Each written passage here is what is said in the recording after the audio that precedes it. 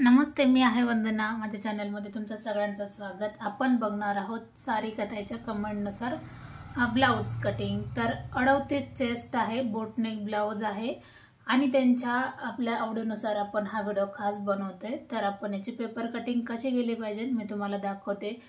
आणि जरी आपण पेपर कटिंग केली तर हेच पेपर कटिंग ठेवून तुम्ही अस्तरचा ब्लाऊज शिवा किंवा बिना अस्तरचा ब्लाऊज शिवा तरी पण चालते. तर खास सारी कथांसाठी हा व्हिडिओ 38 चेस्ट आणि आपल्याला बॅक साइड हुक बसवायचे. तर व्हिडिओ कंटिन्यू करा. सगळ्यात अगोदर आपल्याला पीस असू द्या किंवा पेपर असू द्या, जर एकसारखं खालची साईड नसेल तर अगोदर ती करून घ्या आणि नंतर आपली उंची टाका. तर उंचीमध्ये तुम्ही तुमच्या आवडीनुसार टाकू शकता, पण मी सांगते का ज्यावेळेस ब्लाऊज उंचीला व्यवस्थित असतो त्यावेळेस पाठीमागून ब्लाऊज हा छान दिसतो.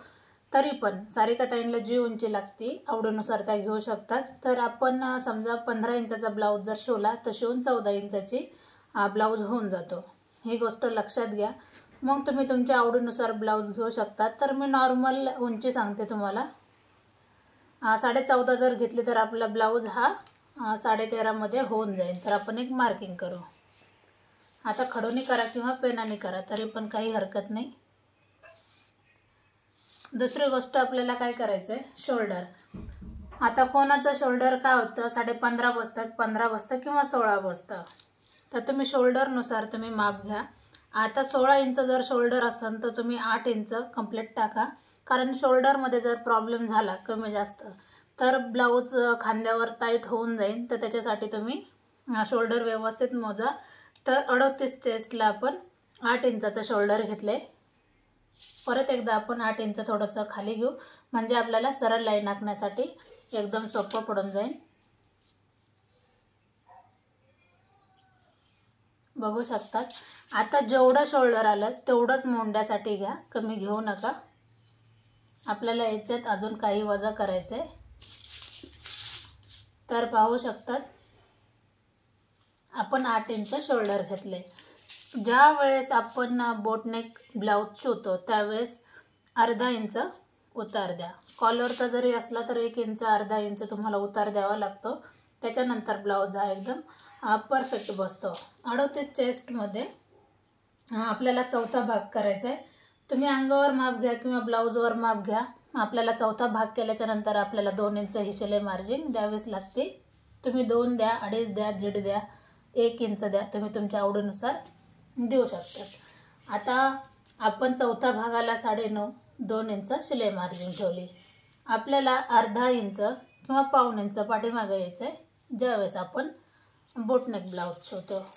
किंवा कॉलरचा जरी असला तरी आपल्याला तेवढंच पाठीमागे यावं लागतं. बघू शकतात. आता काय करायचं आहे आपल्याला, गळा. आता कोणाला ही साईज कमी लागते शोल्डरची, कोणाला गळा कमी लागतो. तर हे दोन्ही साईज ज्याच्या त्याच्या आवडीनुसार घ्या. समजा तुम्हाला मीडियम साईजचा गळा लागतोय बोटनेकमध्ये तर 3.5 घ्या. हा गळा तुम्ही 4, 4.25, 4.5 पर्यंत घेऊ शकता. मी 3.5 घेतले कारण अर्धा इंच जर दाबण्यात गेलं तर 4 इंच बरोबर गळा हा होऊन जातो. आता आपण हा पाठीमागचा भाग दाखवतोय. तर त्याच्यानंतर तुम्ही गळा पाहिजे तेवढा पाठीमागचा घेऊ शकता. समजा तुम्हाला डिझाईनचा टाकायचा आहे गळा तर मी 10 इंचावर एक मार्किंग केली. तसंच मी 3 इंचावर एक मार्किंग केली. आता मी गळा तुम्हाला बनवून दाखवते त्याच्यासाठी सांगते. 3 इंचावर पण एक मार्किंग केली. आपण जे 3.5 इंचाचा गळा घेतला याचा आपण एक बॉक्स तयार केलाय. बरोबर. सगळ्यात अगोदर आपण काय करू, आता मी ही जे मार्किंग केली मी तुम्हाला एक अंदाज सांगितला का आपण 3.5चा गळा घेतला तर हा 4चा नक्की होऊन जाईल. पण आता आपल्याला शोल्डर उतार अशा पद्धतीने द्यायचा आहे. ही मी लाईन अगोदर आखून घेते. आता आपण जास्त डीप नेक द्यायचा नाही. कधी पण आपल्याला ज्यावेळेस बोटनेक ब्लाऊज असतो त्यावेळेला आपल्याला अशा पद्धतीने आकार द्यायचा आहे. बरोबर. आता तुम्ही तुमच्या पद्धतीने खाली तुम्हाला कसा आकार द्यायचा आहे ते तुम्ही देऊ शकता. वरती मी 3.5 घेतले, मी खाली पण 3.5 घेते. बरोबर. इथं आपण 1 इंचाचा अंतर ठेवायचं आहे. 1 इंचाचा अंतर ठेवा किंवा तुम्ही डायरेक्ट याला जरी जॉईन केलं तरी चालते. आता याच्यामध्ये भरपूर सारे प्रकार आहेत तर मी तुम्हाला सोप्या पद्धतीनेच दाखवते. आता याच्यामध्ये आपल्याला गळा कशा पद्धतीने काढायचा आहे, पान गळा काढू आपण 38 चेस्टमध्ये. तर अशा पद्धतीने आपण गळा काढलाय, बरोबर. गळ्याचं आपलं पूर्ण कव्हर झालं. आता आपण येऊया जो आपला मुंड्यासाठी आपल्याला किती लागते ते माप घेऊया. तर आपण पाठीमागचा भाग घ्यायचा ठरलं तर आपण 1.5 इंच, फ्रंट घ्यायचं ठरलं तर 1 इंच. ही गोष्ट कंपल्सरी लक्षात ठेवा आणि आपण अशा पद्धतीने याला जोडून घ्या. तर कमी वेळामध्ये खूप सुंदर पद्धतीने आपण ब्लाऊज कटिंग करू शकतो. आता आपल्याला काय करायचं आहे, कमरेचा अंदाज कसा काढते आता मी बघू शकतात, कारण हा कमेंटनुसार मी याची कटिंग दाखवते. तर आता 11.5 आलं तर कमरेला मी 11 इंच घेणार, म्हणजे अर्धा इंच मी कमी केले. परत त्या टेप आपल्याला उचलायचं नाही, 1.5 इंचावर एक मार्किंग करायची. ही झाली आपली शिलाई मार्जिन. लाईन सरळ आखून घेणार. पाहू शकतात कमी वेळामध्ये आपण हा पाठीचा भाग पूर्ण कंप्लीट केला आहे. आता मी फ्रंट भाग कट केल्याच्या नंतर मी तुम्हाला गळा कट करून दाखवते का तो कशा पद्धतीने आला आहे. त्याच्या अगोदर आपण हा पेपर पूर्ण कटिंग करून घेऊ. आता ज्यावेळेस तुमच्याकडे पीस असू द्या किंवा अस्तर असू द्या, डबल फोल्डमध्ये टाका. जसं माझा पेपर डबल फोल्डमध्ये आहे आणि त्यानुसारच तुम्ही मापं घ्या. याच्यामध्ये मी एक्स्ट्रा मार्जिन पण ठेवली. तर पाहू शकतात हा पाठीचा भाग आपण एकदम कंप्लीट केला आहे. आता मी अजून एक पीस घेते, कारण हे 2 तुकडे झालेले याचे. तर आपल्याला याला अगोदर एकसारखं करून घ्यायचं आहे. पीस असू द्या किंवा पेपर असू द्या, सगळ्यात अगोदर लाईनमध्ये करून घ्या. नंतर मग आपण बाकीचे मापं टाकून घेऊ. बघू शकतात आता जेवढी उंची आहे त्याच्यामध्ये आपल्याला कंपल्सरी 1 इंच हे जास्तच घ्यावं लागतं. आता बोटनेकमध्ये टक्सचे भरपूर प्रकार आहेत का कशा पद्धतीने आपण बोटनेकवर काम केलं पाहिजे. आता 1 इंच आपण कंपल्सरी जास्त घेऊ.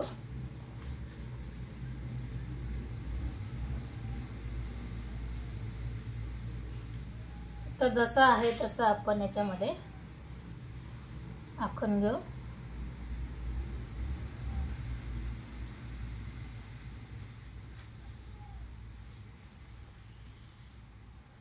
आता जी गळ्याची मार्किंग आली आपण ती गळ्याला देऊन टाकू आणि जी फिटिंगची आली ती फिटिंगला आपण देऊन टाकू, बरोबर. आता आपले पॉईंट लक्षात येऊन गेले. आपण हे पॉईंट आपल्याला खाली पण लाईन आखून घ्यायची.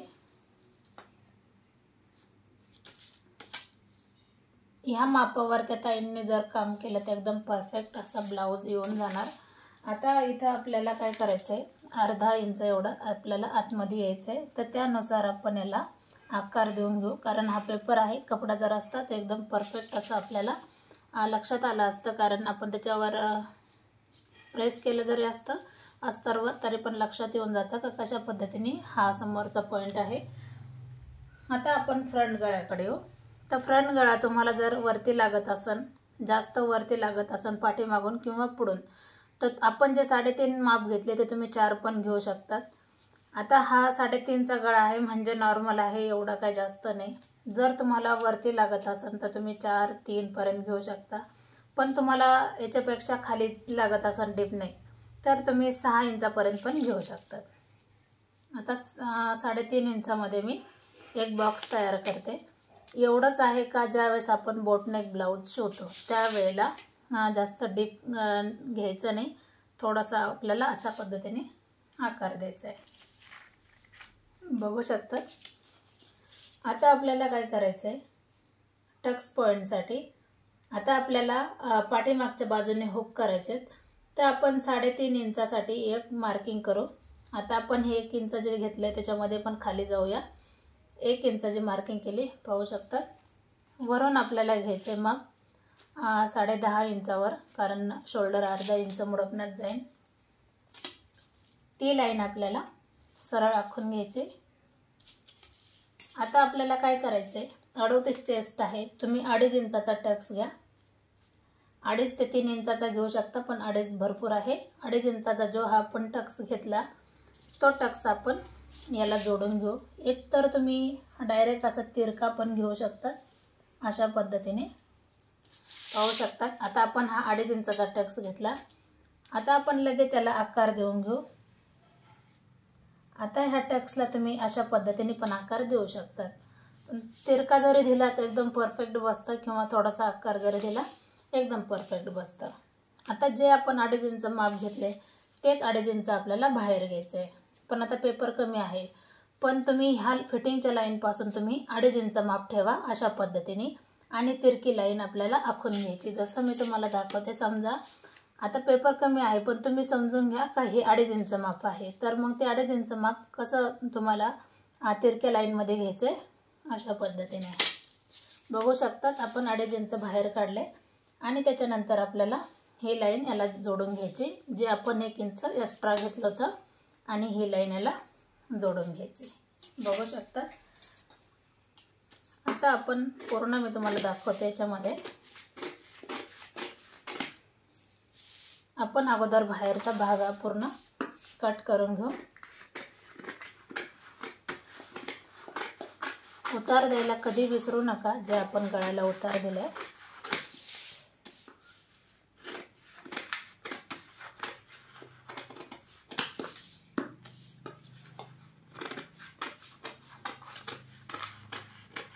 याच्यामधून पण तुम्हाला जर काही समजलं नाही तर नक्कीच कमेंट करा.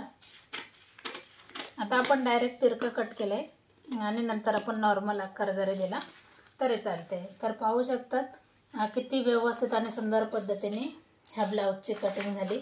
आता तुम्ही आपण तुम्हाला पुढून बंद बाजू लागते आणि पाठीमागून हुक लागते. आता हे जसं आहे तसं आपण पिसावर ठेवून कटिंग करायची. पण ज्या वेळेला तुम्ही हा भाग ठेवून कटिंग करतात पिसावर, तर ही बंद बाजूच पिसाची पण आली पाहिजे. जसं आपण पाठीचा भाग बंद बाजूने काढतो तसं आपल्याला ह्या बाजू कट करायच्या वेळेला पण बंदच बाजू लागणार. आता मी तुम्हाला दाखवते का ज्यावेळेस तुम्ही गळा कट करता तर मग कसा करायचा पाहिजे केला पाहिजे. तर बघू शकता.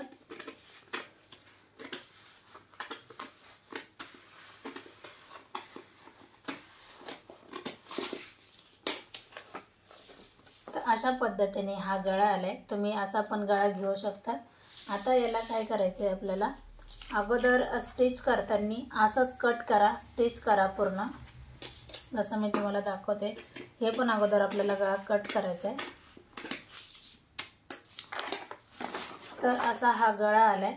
याच्यामध्ये तुम्ही वेगवेगळे गळे घेऊ शकता, आणि नंतर तुम्हाला बॅक साईडने हुक करायचे. तर ही बाजू पूर्ण आपल्याला खोलून घ्यायची. ज्यावेळेस तुम्ही पूर्ण पाठीचा भाग जोडून घेता त्याच्यानंतर जरी हा भाग कट केला तरी चालतोय. आणि तुम्हाला माझी पद्धत कशी वाटली नक्कीच कमेंट करा. व्हिडिओ आवडला तर लाईक, शेअर, सबस्क्राईब करायला अजिबात विसरू नका. तर आपण पुन्हा भेटू नवीन आणि चांगल्या व्हिडिओमध्ये.